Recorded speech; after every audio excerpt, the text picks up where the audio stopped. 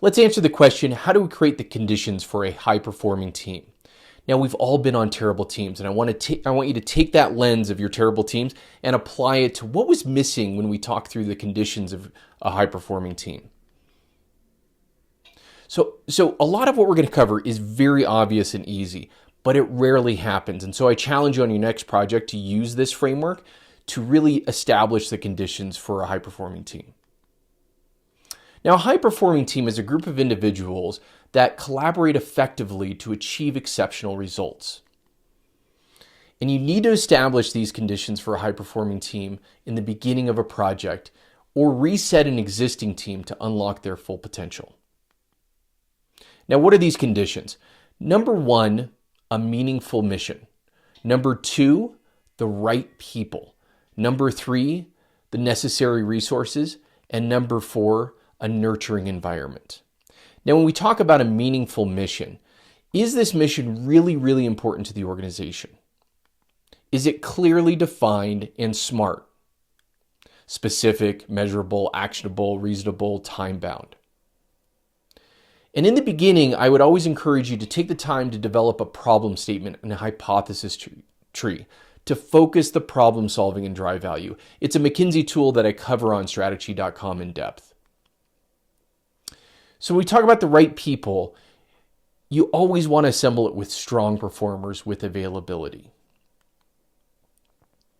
You want to have diversity and tenure in the skills that they bring to the table and their expertise.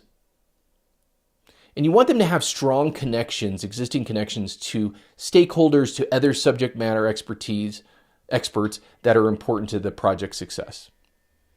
And try to keep it to 5 to 9 team members. That's typically the optimal size. So the necessary resources. Secure the necessary budget, people, access to information, tools that you're going to use, the right sponsors that are going to give you air cover before the project. And define the decision rights and approvals and escalations to eliminate the lack of resources or getting those resources quickly that you need.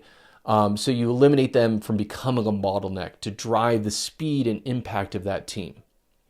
Now, when we talk about a nurturing environment, this is really the culture of the team and the environment that they're in. So define the roles, the norms, and culture to develop trust, accountability, relationships, and drive impact. And define these at the beginning of a project. And when we talk about this, define how you're going to collaborate with each other, how you like to communicate, how you're going to make decisions together. How do you have strong agendas and time-boxed meetings? How do you like to provide and receive feedback? How are we going to mitigate risks? How are we going to do statusing and who's going to be involved in that? What are everyone's individual development goals and how can the team help them with those? And then how are we going to celebrate our wins and have fun on this project? But if you do this up front, I'm telling you, it pays dividends. And so once again, these are the conditions for a high-performing team.